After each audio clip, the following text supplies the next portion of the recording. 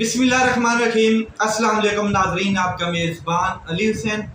جی، ذل سبحانی نواز شریف صاحب کی بیٹی مہارانی مریم نواز صاحبہ کے اوپر ٹونٹ کیوں کیے گئے، تانے کیوں کسے گئے، کیوں نعرے لگائے گئے، کیوں کہا گیا مریم صاحبہ کی تقریر کے دوران کہ مریم کے پاپا، مریم کے ڈیڈو چور ہیں، اس طرح کے نعرے floor of the house Punjab assembly میں کیوں لگائے گئے؟ ملک احمد خان صاحب اسپیکر اسمبلی نے 11 لوگوں کی رکنیت معطل کر دی۔ 11 لوگ اپوزیشن لیڈر سمیت پاکستان تحریک انصاف کے 11 لوگوں کی رکنیت معطل کر دی۔ وجہ کیا ہے کہ پاپا کی پری ذل سبحانی کی مہارانی نواز شریف صاحب کی بیٹی، قوم کی بیٹی، قوم کی بادشاہ، 22 کروڑ عوام کے اوپر مسلط یہ خاندان، ان کے اوپر آپ نے نعرہ کیوں لگایا؟ یہ ہے وجہ، اور کوئی دنیا کی بڑی وجہ نہیں ہے۔ اور ملک احمد خان صاحب ایک پنجاب اسمبلی کے سپیکر نہیں نظر آ رہے، بلکہ وہ نظر آ رہے ہیں تو مسلم لیگ نون کے اکیلے سپیکر نظر آ رہے ہیں، اور انہوں نے یہ ڈیسیجن لیا ہے کہ 11 لوگوں کی بشمول جو اپوزیشن لیڈر ہے پنجاب کا، اس کے رکنیت معطل کر دی گئی ہے۔ اب جس نعرے بازی پہ یہ رکنیت معطل ہوئی ہے، یعنی کہ مریم کے ڈیڈو چور ہیں، مریم کے پاپا چور ہیں، یہ تو پورا پاکستان کہہ رہا ہے۔ اگر بچے کو بھی ٹی وی سکرین کے اوپر یا لیپ ٹاپ کی سکرین کے اوپر یا آپ موبائل کی سکرین کے اوپر نواز شریف صاحب کی فوٹو دکھا دیں تو وہ کہے گا یہ چور ہے۔ یہ حقیقت ہے۔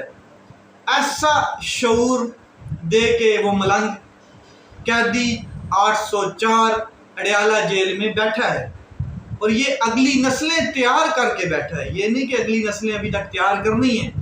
وہ جو 4 سال کا بچہ فوٹو دیکھ کے نواز شریف صاحب کی کہہ رہا ہے کہ یہ چور ہے، تو اس کا مطلب ہے اگلی نسل تیار ہے، پک چکی ہے فصل، پک چکے ہیں لاوے۔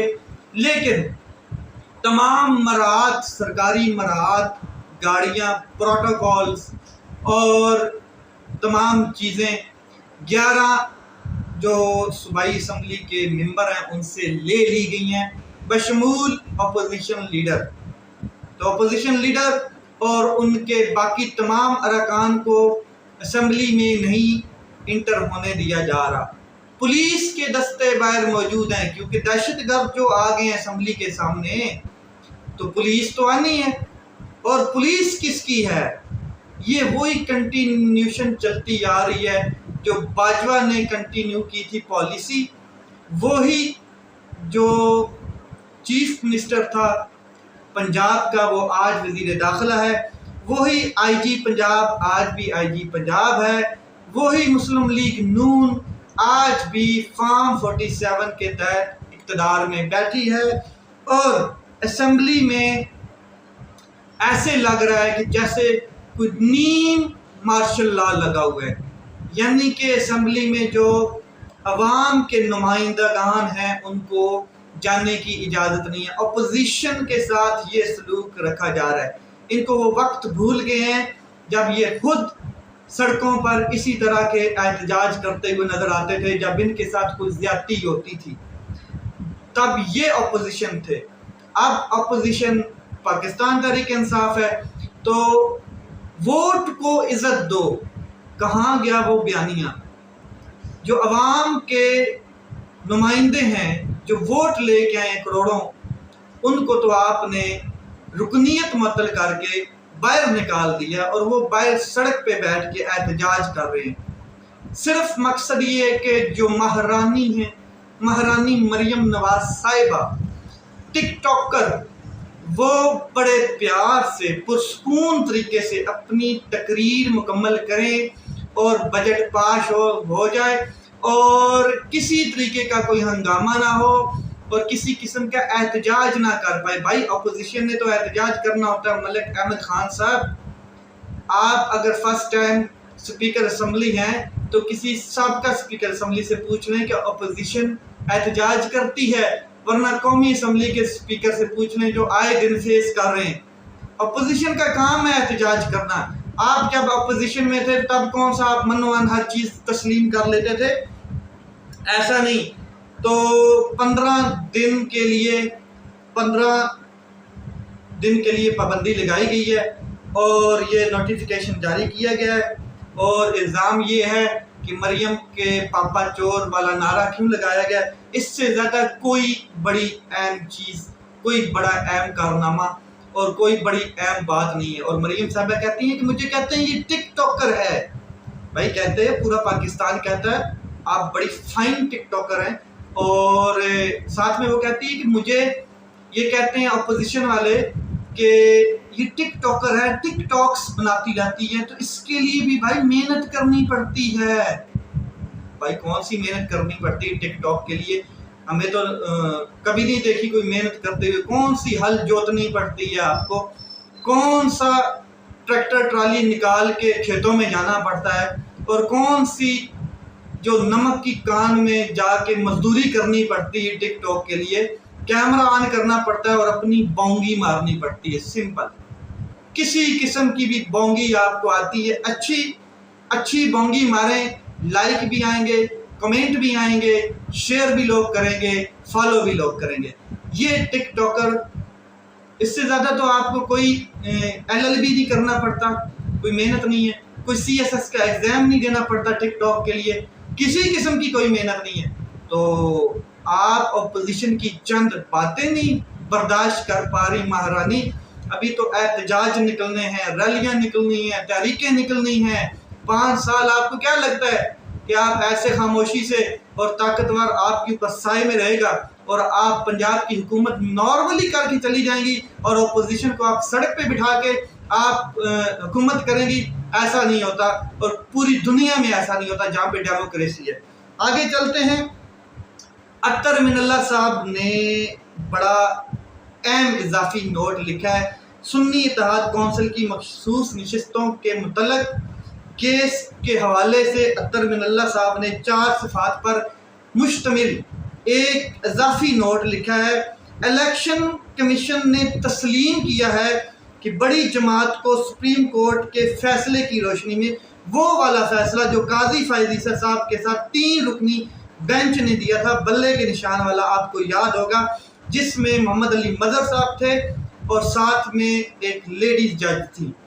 تو 3 رکنی بینچ کا وہ فیصلہ، اس کی روشنی میں الیکشن کمیشن نے قبول کیا ہے کہ ایک بڑی جماعت کو الیکشن سے باہر رکھا گیا، نااہل کیا گیا۔ بادی و نظر میں فیصلے کسی کو نااہل قرار دینے کے لیے نہیں تھا، وہ جو فیصلہ تھا وہ کسی سیاسی پارٹی کو نااہل قرار دینے کے لیے نہیں تھا۔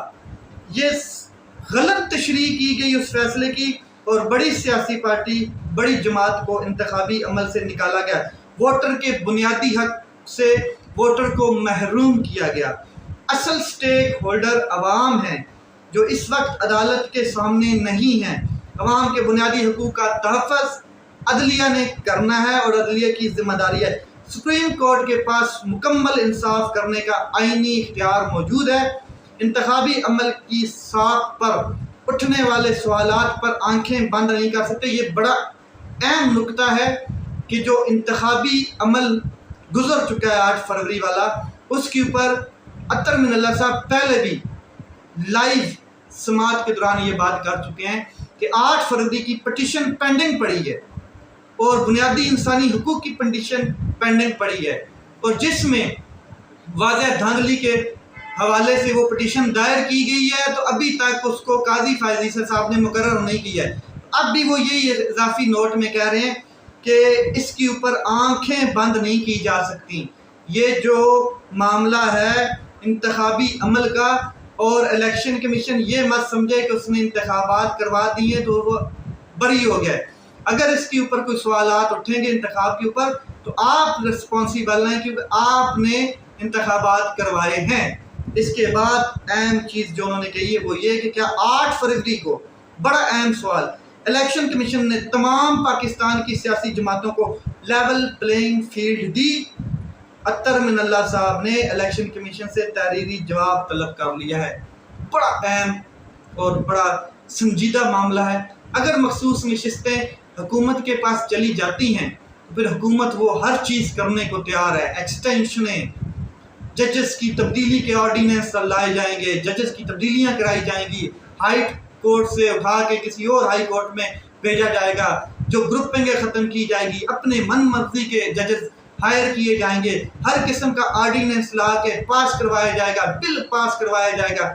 और अगर ये मखसूस नशिस्तें जिनका हक उनको मिल जाती हैं, जैसे अतर मिनल्ला साहब की इस इजाफी नोट के बाद रोज़े रोशन की तरह साफ हो गया है कि पाकिस्तान तहरीक इंसाफ के साथ या सुन्नी इत्तेहाद कौंसिल के साथ ज्यादती हुई है, उस फैसले के नतीजे में जो काजी फैज़ ईसा साहब ने दिया है। अब काजी फैज़ ईसा का ये फैसला जस्टिस मुनीब अख्तर साहब भी बार बार ये दोहरा चुके हैं। आगे थोड़ी सी बात करते हैं। फवाद चौधरी साहब बड़ी अहम गुफ्तगू करते हुए नजर आ रहे हैं। एक तो वो कहते हैं कि रऊफ हसन और हामिद खान साहब ये चूहों की तरह करप्शन कर रहे हैं। कहाँ पर? तहरीक इंसाफ में खा रहे हैं तहरीक इंसाफ को, इनका कोई किरदार, कलीदी किरदार नहीं है। और उन्होंने कहा है कि जो इमरान खान साहब है वो लाखों दिलों की धड़कन है। इमरान खान साहब जो हैं वो उनको असल हकायक नहीं बताए जाते और हमें मिलने भी नहीं दिया जा रहा। ये लोग इमरान खान साहब से हमारे बीच में खलीज पैदा कर रहे हैं। हामिद खान और जो रऊफ हसन है वो तनख्वाह ख्वार तर्जमान मुसल्लत टोले ने काजी फैज़ ईसा से वफादारी निभाते हुए कमिश्नर पिंडी लियाकत चट्ठा जो थे तनहा छोड़ दिया, उनके साथ नहीं खड़े हुए। पीटीआई को खड़ा होना चाहिए था लियाकत चट्ठा के साथ। अब कहाँ है, किधर गायब है, किन एजेंसियों के पास है, कहाँ पर है, किसी को नहीं पता है। ये कहते हैं कौन आपके साथ खड़ा होगा और आपने इस किस्म का कोई रेफरेंस भी नहीं दायर किया तो कौन आपके साथ खड़ा होगा। ओवरसीज़ की फंडिंग इस टोले को कोई गर्ज ही नहीं है इमरान खान साहब की रिहाई के लिए, सिर्फ ओवरसीज़ की जो फंडिंग है उसको हड़प कर रहे हैं और अपना रिज़्क चला रहे हैं, माश चला रहे हैं। ये फवाद चौधरी साहब हैं।